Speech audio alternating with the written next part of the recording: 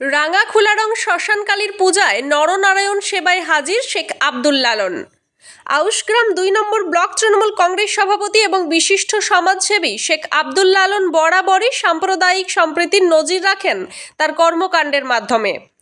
আজও রাঙাখুলা গ্রামের শ্মশানকালী পুজো উপলক্ষে নরনারায়ণ সেবাতেও তার ব্যতিক্রম হলো না। এদিন রাঙাখুলা গ্রামের নরনারায়ণ সেবায় হাজির হয়ে নিজের হাতে খিচুড়ি প্রসাদ পরিবেশন করলেন এবং মন্দিরে সকলের সাথে বসে খিচুড়ি প্রসাদ গ্রহণ করলেন তিনি। বিশেষত এদিন রাঙাখুলা সহ আশেপাশের বেশ কিছু গ্রামের ছাত্রছাত্রীরা সেখানে হাজির হন স্কুলে যাতায়াতের সুবিধার জন্য যদি একটি বাস চালানো যায় সে ব্যাপারে আলোচনা করতে। এই ব্যাপারে তিনি ছাত্রছাত্রীদের ব্যাপারটি বিবেচনা করার আশ্বাস দেন। অন্যদিকে বেশ কিছু কচিকাঁচা তার কাছে খেলার জন্য ক্রিকেট সরঞ্জাম এবং ফুটবলের আবদার করে বসলে তিনি তাদেরও আবদার রাখেন।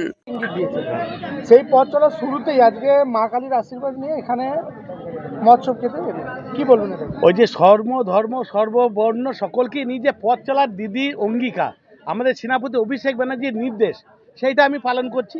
আমি যাতে মুসলিম, আমি শেখ আব্দুল লালন, কিন্তু আমার মাননীয় মুখ্যমন্ত্রী তিনি উচ্চবর্ণের ব্রাহ্মণের মেয়ে, তিনি রয়েছেন মানুষরূপে দেবীর কাজ করেন। আমাদের সেনাপতি অভিষেক ব্যানার্জি আজ গোটা দেশকে কাঁপাচ্ছেন। আমার মাননীয় মুখ্যমন্ত্রী গোটা পৃথিবীর কাছে তিনি প্রাইজ নিয়ে আসছেন। বিশ্ব আজকে দেখছে মাননীয় মুখ্যমন্ত্রীকে। তাই আমিও সেই দলের সৈনিক হয়ে, আমি মুসলিম হলেও আমি মা তারাকে খুব ভালোবাসি। আমার মা দুর্গার পুজো করি। আমার মা তারার মন্দির আমি পুলিশ ফাঁড়িতে করেছি। মা দুর্গার মন্দির আমি গোয়ালয় যে আমার হিন্দু ভাইরা আছে সেখানে ৩ বছরে পড়ে গেলাম, পুজো করছি। অর্থাৎ গতকাল যেটা দিদি নির্দেশ দিয়েছেন, আমি ছুটে এলাম আমার ব্লকের দেবছলা অঞ্চলের রাঙাখোলা শ্মশানকালী মন্দিরের উপলক্ষে। এখানে আমার উপপ্রধান সাহেব আছেন সোমনাথ, তিনি কি করেন, এটা ৬ বছরে পড়েছেন। তিনি সমস্ত কিছু এই যে শ্মশানকে পরিষ্কার পরিচ্ছন্ন করে শেষ রাস্তার যাত্রাটা দিদি মায়ের গর্ভ থেকে মৃত্যু পর্যন্ত প্রকল্প দিয়েছেন। তা সেই মৃত্যুর জায়গাটা আমরা কিন্তু শ্মশানকালীকে শতকোটি প্রণাম জানিয়ে আমরা এখানে নারায়ণ সেবা আমার উপপ্রধান সাহেব করেন। ৬ বছরে পড়েছে, কয়েক হাজার মানুষ এসে এখানে মায়ের মৎসব খেয়ে তেনারা বাড়ি যাচ্ছেন। ৩ দিন প্রোগ্রাম হবে এখানে রাত্রে মানুষকে এই আলোড়ন দেওয়ার জন্যে। কারণ যেহেতু আমরা সকলেই মামাটি মানুষের সৈনিক, আমাদের লক্ষ্য একটা, আমরা সকলেই কর্মী, মানুষকে আলোড়ন দিতে, সুখে দুঃখে বিপদ আপদ পাশে থাকতে আমরা সেই কাজ করে যাচ্ছি।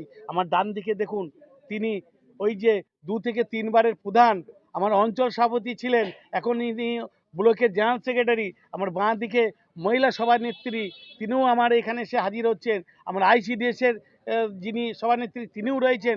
যে সকল মিলে কিন্তু আমরা আজকে এই নারায়ণ সেবার এতে সামিল হয়েছি, যে মানুষের কাছে কিছু তেনাদের যেমন বনভোজ হয়, তেমনি আজকে তেনারা মৎসব খেতে এসেছেন।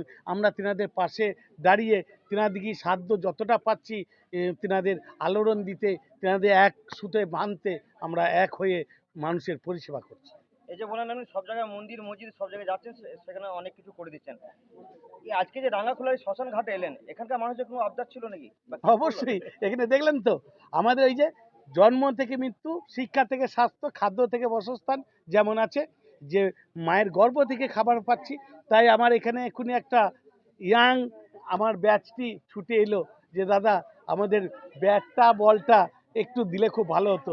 আমি সঙ্গে সঙ্গে আমার কর্মীদের উদ্দেশ্যে আমার ওখানে বলে দেওয়া হলো আমার অফিসে, যে কাল কিন্তু ওনারা ১১টা থেকে ১২টার মধ্যে যাবেন, সেই ব্যাট এবং বল নিয়ে এসে আমার এই কচি কাচারা, আমার ওই যে ছাত্ররা, তেনারা ওই খেলা প্র্যাকটিস করবেন।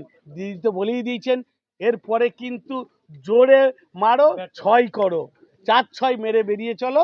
আর কি করব, ফুটবল খেলাতে যেটা হবে, জোরে ফুটবল মেরে ২-৪টা গোল দিয়ে কমপ্লিট করে বেরিয়ে আসো। আপনার নাম পরিচয়?